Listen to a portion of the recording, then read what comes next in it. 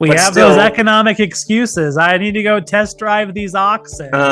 exactly. I I have got to my get herd these of cows cows. to pasture. I have married a cow and bought me a wife, and I have commitments.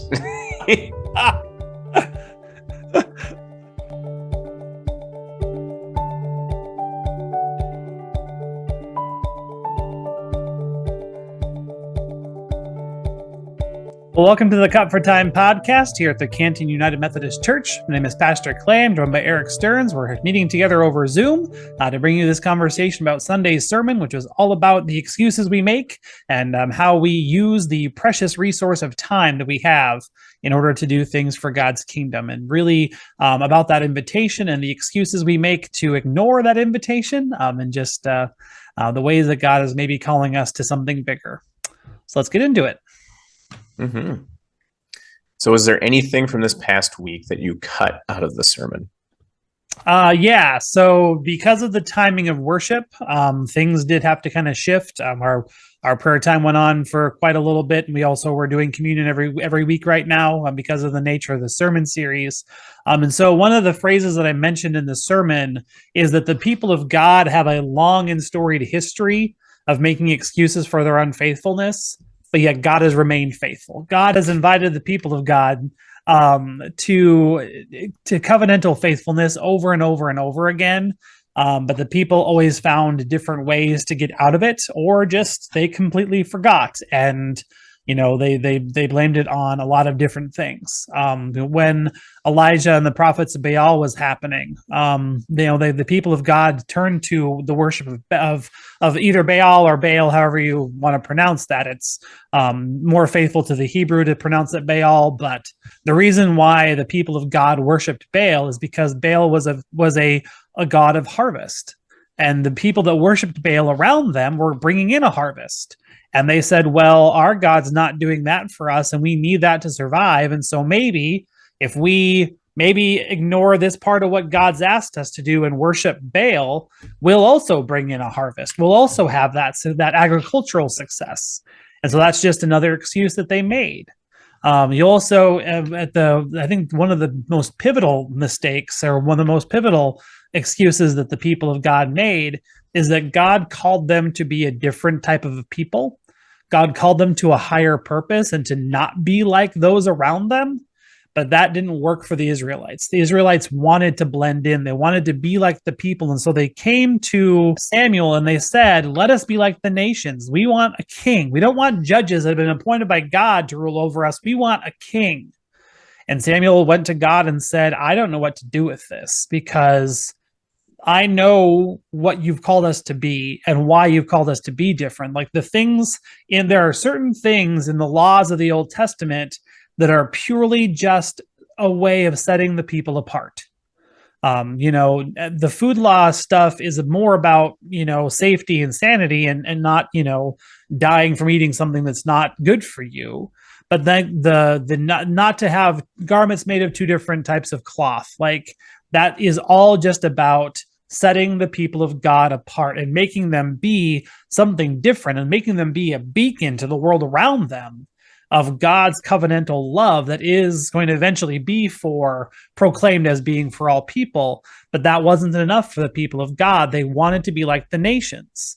So they made the excuse of just wanting to blend in and not wanting to be special in order to ignore the call of God on their lives. And so you see this all throughout the entire history of the people, where they had kings, and some of the kings were good and some of the kings were bad. And when the kings were good, the people followed, the teachings of the law. And when the kings were bad, they didn't. And that just is the trajectory of their history to the point of Jesus coming.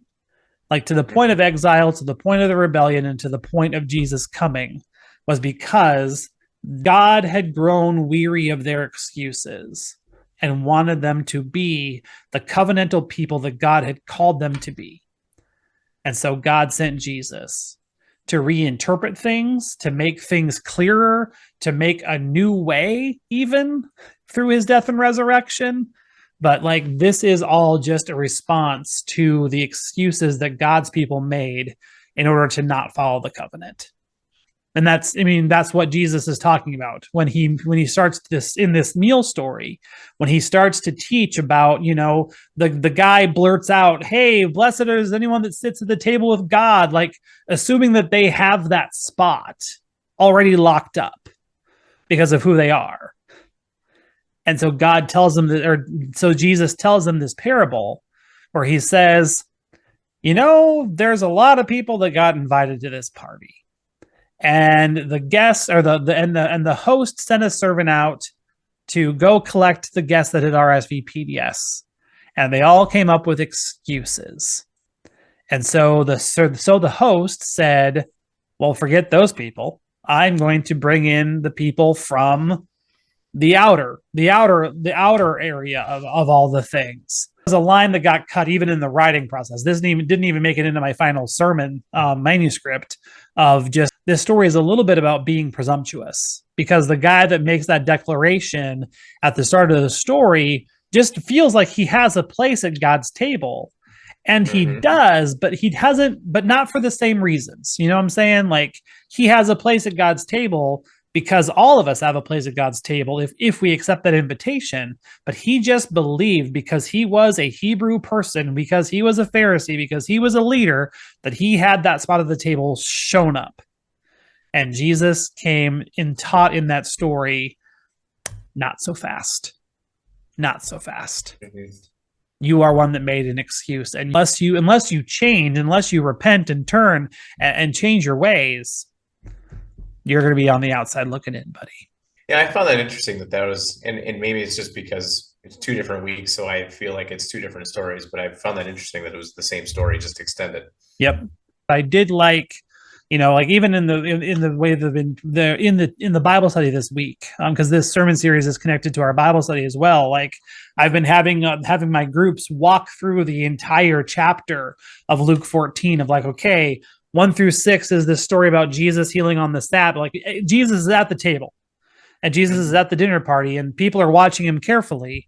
But it's just, 1 through 6 is Jesus healing this person it's called dropsy, but it's basically just swelling in your arms and your legs, which has to be incredibly painful.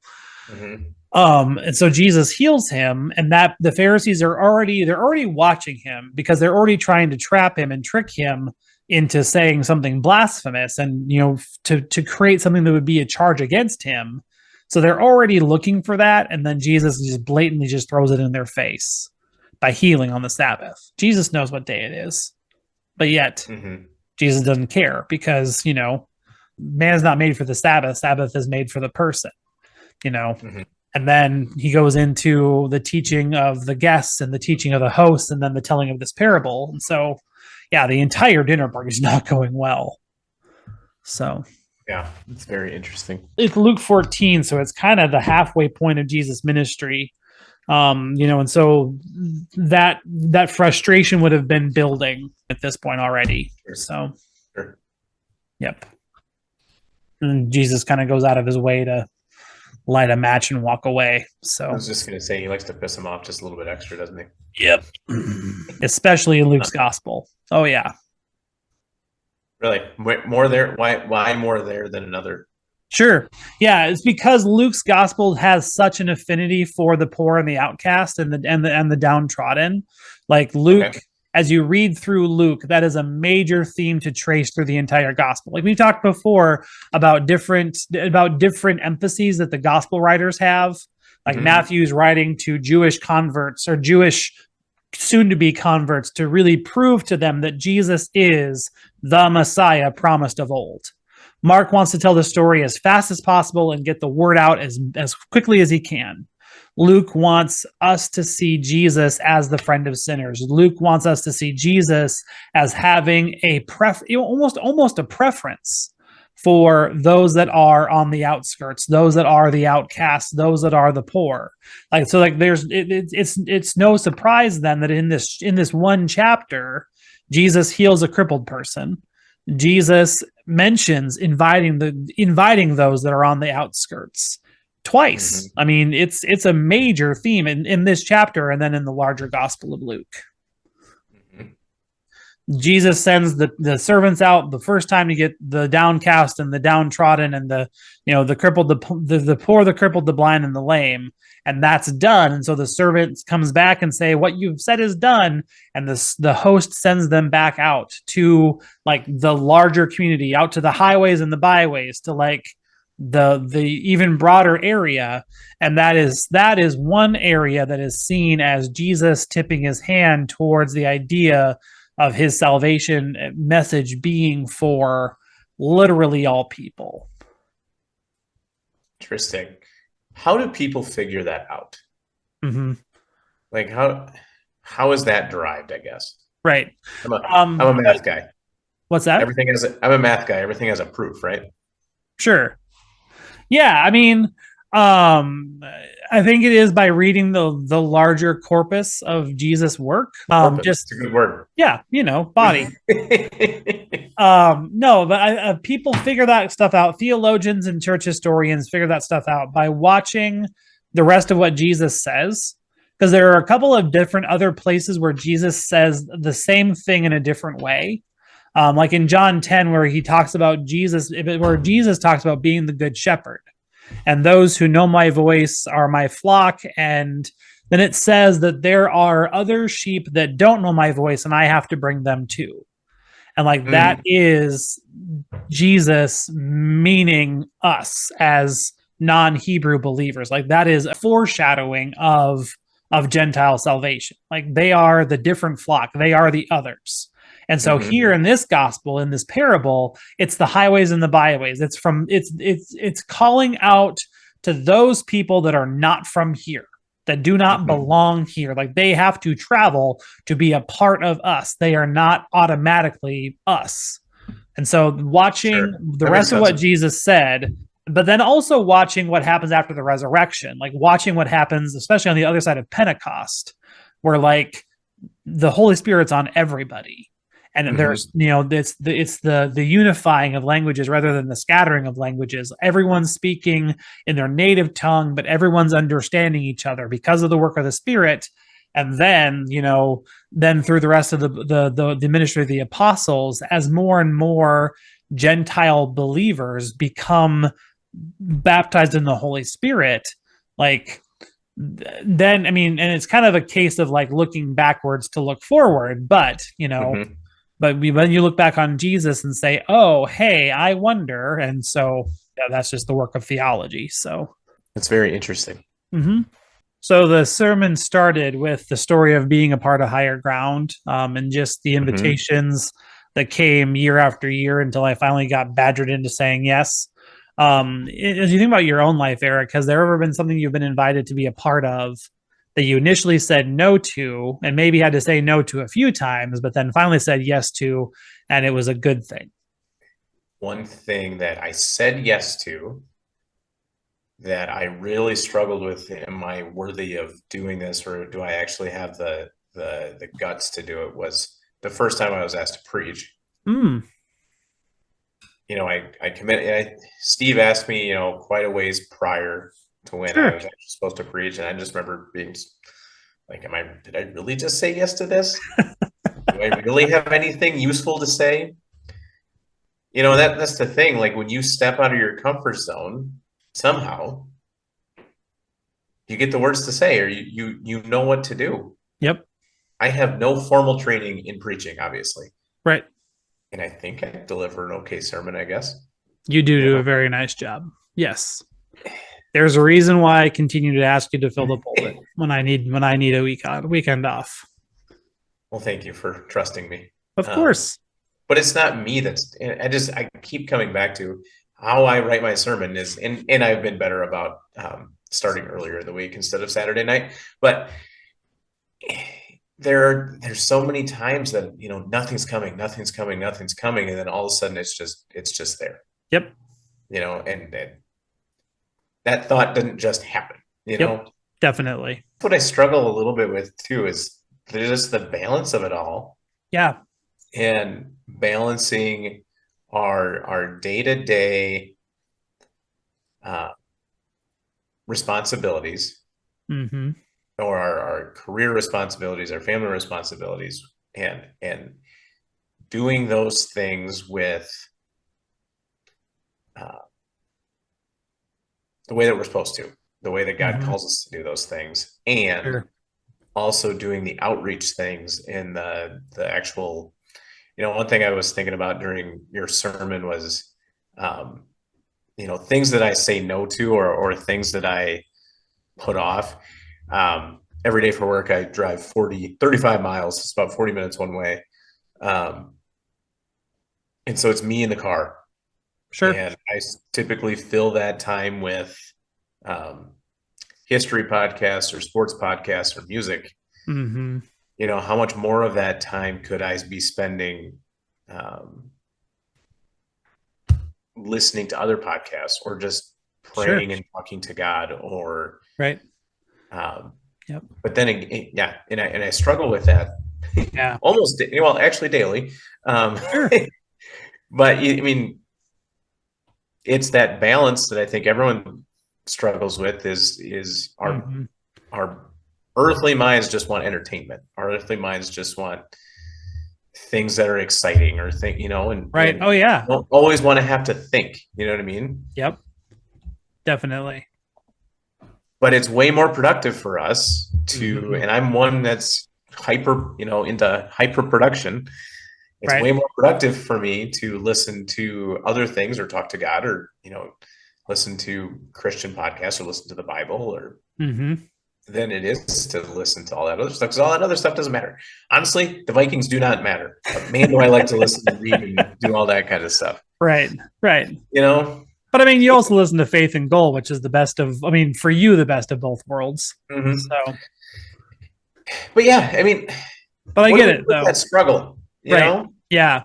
I mean, it's the balance between being where we have such a kingdom mind that we're of no earthly value. Like there is that balance. Like we even in the midst of our excuses and like wanting to love the Lord our God with all our heart, soul, mind, and strength, and love our neighbor as ourselves, we can go too far where like we get so focused on that it just becomes, people become a means to an end. Like we need to be able to relate to people. And we're allowed to have hobbies that are not the life of the church. We're allowed to have hobbies that are not the gospel. Like we are allowed to have that brain break. Like even God rested on the seventh day. Like God found that balance and then instructed us to remember the Sabbath and keep it holy, because we can work ourselves to the point of exhaustion, and we can kingdom ourselves to the point of like work for the kingdom of God to the point of, that it becomes all consuming in a way that's not helpful either.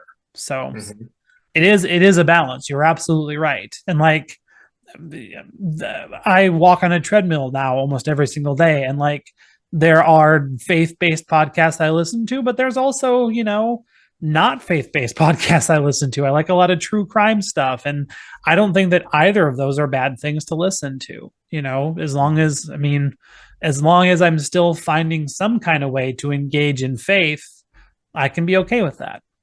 And it doesn't have to be your entire drive, but maybe it is finding a devotional podcast that makes its way into your rotation. Right. Yeah.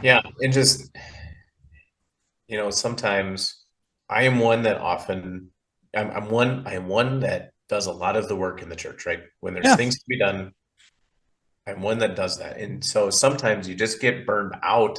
Yeah. Always being the one to do it. Yep. And this sounds like complaining, and I'm not complaining, but no, but there is a burnout. There is a fatigue. Volunteer burnout is a huge issue in the life of the church, bar none. And so, sometimes I think you just have to say no. Yep. And yes, we've committed to being Christians, and we should say yes to the work that God's calling us to do. Right. But is there room for balance, I guess? And yes, there absolutely is. I think that our vocation as Christians is a big, broad umbrella. And under that umbrella, there is room for the ways that we have been made. Like God has given you a brain that likes to learn about history. And that's not a bad thing. That's wonderful. That's who you are. And that's okay. But what I think, what the danger we get into, I think, is, that nagging feeling of having that nagging feeling of knowing that I need to be doing X, Y, and Z for the kingdom. Like God puts that clear word on your heart. Mm-hmm. And then we start to make those excuses. Or, we're maybe having a crisis of our faith, or maybe like in the very, like that period right before we come to faith, where we believe, but we're not quite ready to take that next step. And we start to list off all the excuses that we can come up with. I mean, it's Moses on the Mount of Mount Horeb. Like it's God saying, you're going to go to Pharaoh and you're going to lay down the law. And Moses has all the excuses in the world. That's where I think the challenge of this text really lies. Well, what's on the docket for the last week of this sermon series? Yeah, so next Sunday is Palm Sunday. We're wrapping up the season of Lent, and we're starting to look towards Easter. This sermon series will actually kind of weirdly end and start on Easter Sunday. It's going to be the launching point of a new sermon series. But for the last sermon on kind of this side of Easter, we're going to be heading to the Gospel of John. We're going to be dealing with the story of Jesus in the home of Mary and Martha and Lazarus, where Lazarus has been raised from the dead, and Mary and Martha are serving a meal, and Mary attends to Jesus and anoints his feet with pure nard to prepare him for his burial. And in so doing, Mary takes on this step of discipleship that Jesus isn't even going to really give the command to his disciples to do until the next chapter, till John 13, where he washes the feet of his disciples. But yet Mary did this to prepare Jesus' body for burial. And so what are we doing as people of faith during this week called Holy Week to prepare our bodies for the death of Jesus, to prepare our hearts and our spirits, and to really fully engage and commit to walking through that story? So like, I'm not just trying to shill for our Holy Week services. What I'm trying to do is to make those, I mean, we do a really good job of attending those services anyway, but like, how do we really prepare our hearts to go through the death and resurrection of Jesus in a way that changes and challenges us, and really calls us to deeper discipleship? And so we'll be using this story. The sermon title is A Meal with Chosen Family, because Mary and Martha and Lazarus play such a large role in Jesus' ministry and in Jesus' life. We see Jesus at their house a couple of different times in the Gospels, but this is really this very important story of Jesus' body being prepared for death and for burial. So we're going to start out big and celebratory with palms and songs, but then as the service goes on, we're going to transition more, not all the way to the death of Jesus, but really, teeing ourselves up for the rest of that week, for the rest of the events of Holy Week. Sure. Sounds good. Yeah. Well, thanks for joining us in this week's Cut for Time podcast. Join us again next week for Palm Sunday in church at 10 a.m. Otherwise, online on Facebook Live, or for the podcast next week. Thanks for listening to our Cut for Time conversation. Join us for worship in person or on Facebook Live Sundays at 10 o'clock Central Time. And now go in peace and serve the Lord.